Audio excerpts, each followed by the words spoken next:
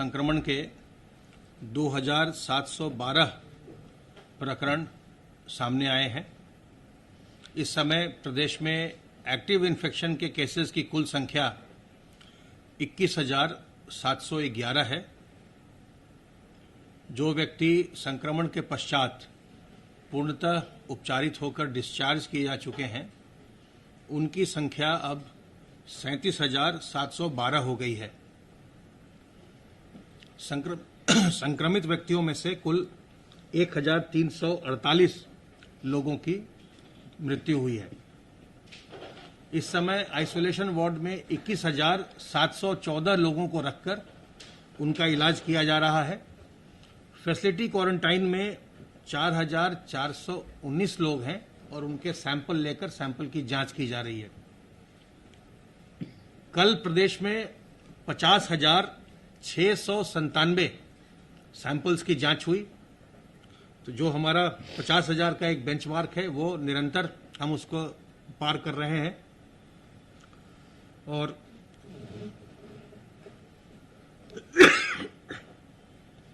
अब तक कुल मिलाकर 17,05,348 सैंपल्स की जांच की जा चुकी है।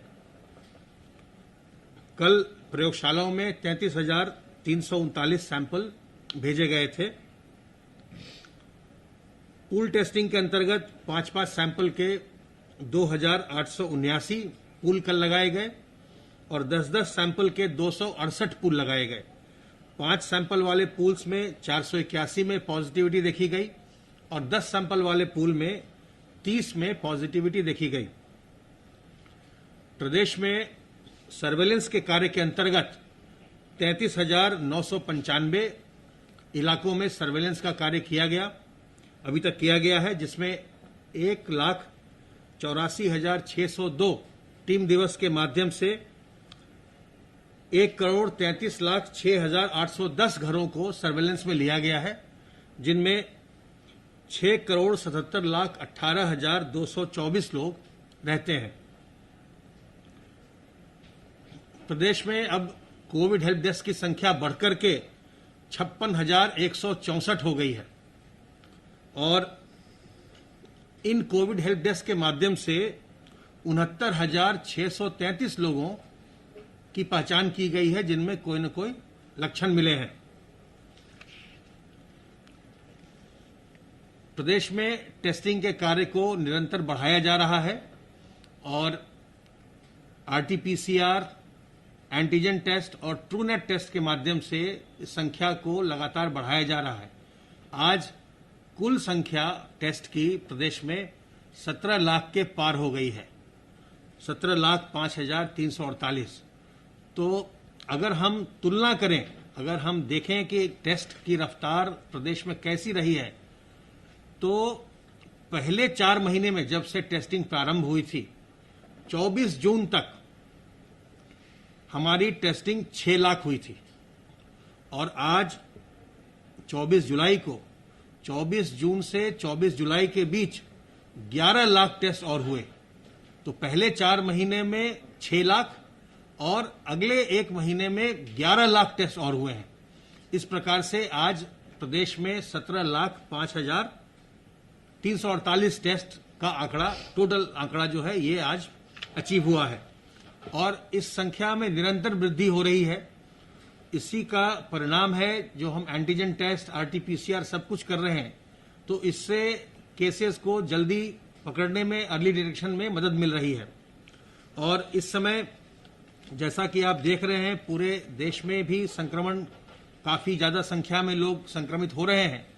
तो ऐसे में ये अत्यंत आवश्यक है कि हम लोग सतर्क रहें, सावधान रहें और सावधान रह करके अपना हम संक्रमण से बचाव करें। अपने मुंह और नाक को मास्क से, रुमाल से, गमछे से, दुपट्टे से ढककर रखिए जब भी आप सार्वजनिक स्थलों में जाएं और हमेशा लोगों से दूरी बरकरार रखिए। कम से कम 2 गज की दूरी जरूर रखिए, जिससे कि किसी व्यक्ति से आप संक्रमित न होने पाए। इस समय सावधानी की, सतर्कता की बहुत ज्यादा जरूरत है और अगर किसी प्रकार के लक्षण आए तो तत्काल अपना अपनी जांच करवाइए, अपना इलाज करवाइए। जितनी जल्दी संक्रमण होने के पश्चात आपका उपचार शुरू हो जाता है, उतनी ही जल्दी आप उपचारित होकर अपने घर वापस लौट आते हैं। विलंब करने से ही जब भी लोग विलंब कर रहे हैं, उससे जटिलताएं हो रही हैं। कई जो निजी चिकित्सालय हैं, जहां लोग दूसरे बीमारियों के लिए भी भर्ती होते हैं, कई बार ऐसा देखा जाता है कि किसी और बीमारी के लिए भर्ती हुए और उनमें बाद में कोरोना के लक्षण भी हुए और फिर वो देर से पहुंचे कोरोना के इलाज के लिए और फिर जटिलताएं आईं। तो इसलिए प्रदेश में ये निर्णय लिया गया है कि जो हमारी मोबाइल मेडिकल यूनिट होती है, तो एक वैन जो है उसमें से डेडिकेट कर दी जाएगी, जो प्रतिदिन सभी जो प्रमुख प्राइवेट हॉस्पिटल हैं उन पर वो वैन जाया करेगी। और जो भी उस अस्पताल का दायित्व होगा, उस निजी चिकित्सालय का या सरकारी चिकित्सालय का दायित्व होगा कि अगर कोई नॉन कोविड केयर में कोई व्यक्ति भर्ती है जिसमें कि कोविड जैसे लक्षण आ रहे हैं, सांस फूल रहा है या उसको बुखार तेज हो रहा है, तो उसकी जांच वो उनसे करवा लेंगे। उनके सैंपल वो वैन जब जाएगी अस्पतालों में तो उनके सैंपल वो ले लिया करेगी। ये प्रदेश के हर जिले में प्रतिदिन अब हुआ करेगा। तो ये निर्णय लिया गया है और इस वैन का नाम कोविड टेस्टिंग वैन होगा, जो कि एक नियमित शेड्यूल से रोज प्रमुख अस्पतालों में जाकर के वहां पूछ लेगी। वो वैन के लोग जो होंगे उसमें एलटी होंगे हमारे, वो पता कर लेंगे और अस्पताल का दायित्व तो होगा कि जिनका भी उसमें सैंपलिंग करवानी है उनके सैंपल वो करवाएंगे। तो ऐसे समय में जब सारी गतिविधियां चल रही हैं, कार्यालय खुले हैं, व्यापारिक प्रतिष्ठान खुले हैं, उद्योग खुले हैं, आवागमन हो रहा है, यातायात हो रहा है, ऐसे में हम सबों का ये दायित्व है कि हम सावधान रहकर, सतर्क रहकर संक्रमण से बचें, दूसरों को बचाएं। और खास करके जो बुजुर्ग व्यक्ति हैं उनका विशेष ध्यान रखिए, गर्भवती महिलाओं का विशेष ध्यान रखिए, छोटे बच्चों का और जो पहले से कोई बीमारी से ग्रस्त हों उनका विशेष ध्यान रखिए। इन्हें हमें संक्रमण से बचाना है और खुद भी बचना है, दूसरों को भी बचाना है।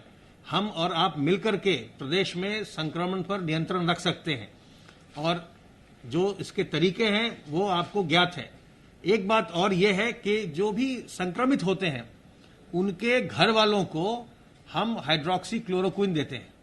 हमारी टीम उनको हाइड्रोक्सी क्लोरोक्विन देती है, जिससे कि उसका एक प्रोफाइलैक्टिक असर होता है कि अगर आपको संक्रमण नहीं हुआ है तो आप संक्रमण से बचते हैं। कई जनपदों में हाइड्रोक्सी क्लोरोक्विन के साथ साथ आइवरमेक्टिन का भी इस्तेमाल किया जा रहा है। तो जब हमारी टीमें जाती हैं, आपके यहां पहुंचती हैं, अगर आपके घर में कोई संक्रमित हुआ है तो आप उनसे हाइड्रोक्सी क्लोरोक्विन की टैबलेट की मांग करें। हम लोगों ने इसको जनपदों में पर्याप्त संख्या में उपलब्ध करवाया है।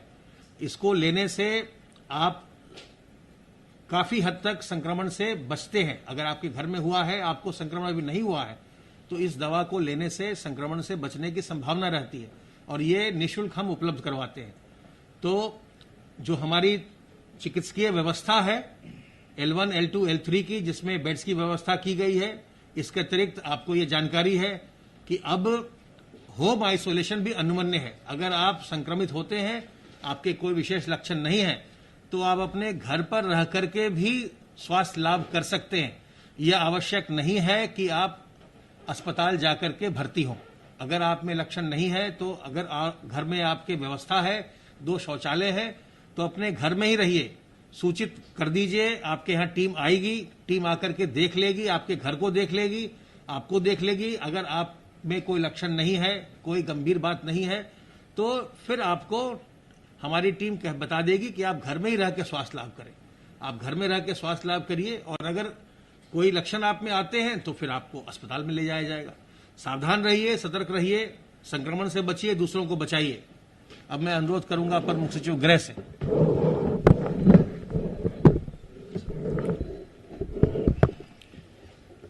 माननीय मुख्यमंत्री जी द्वारा आज कोविड-19 के संदर्भ में जो है बैठक की गई।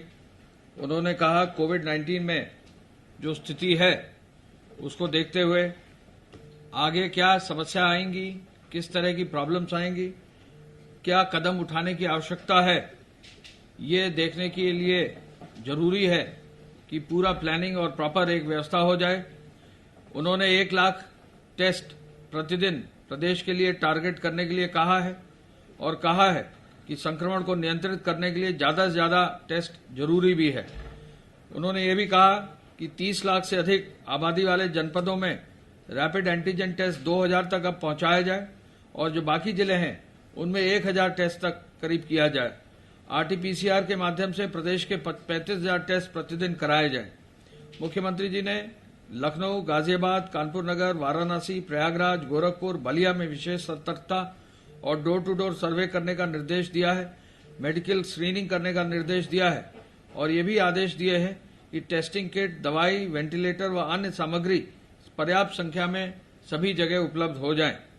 मुख्यमंत्री जी ने सर्वेलेंस टीम को प्रभावी रूप से आगे मेडिकल स्क्रीनिंग करने का भी निर्देश दिया है और कार्यों की मॉनिटरिंग के लिए भी टीमों के कार्यों की मॉनिटरिंग का भी निर्देश दिया है। सर्वे को गतिविधियों को मिशन बोर्ड में संचालित करने के लिए भी उन्होंने कहा है और उन्होंने जिला प्रशासन को निजी चिकित्सालयों को भी कोविड अस्पताल में परिवर्तित करने का निर्देश दिया है। इस पूरी कार्रवाई के लिए उन्होंने कहा है कि ये समयबद्ध रूप से कर दी जाए और साथ साथ कंटेनमेंट जोन में यहां आवश्यकता हो वहां एनसीसी के कैडेट और सिविल डिफेंस के लोगों को भी लगाया जाए। मुख्यमंत्री जी ने संचारी रोगों को नियंत्रित करने के लिए प्रत्येक सप्ताह विशेष स्वच्छता और सैनिटाइजेशन अभियान संचालित करने का भी निर्देश दिया है। आगामी शनिवार रविवार को प्रदेश में संचालित होने वाले विशेष अभियान जो चलेगा उसमें सैनिटाइजेशन, फॉगिंग और स्वच्छता पर विशेष बल देने के लिए कहा है।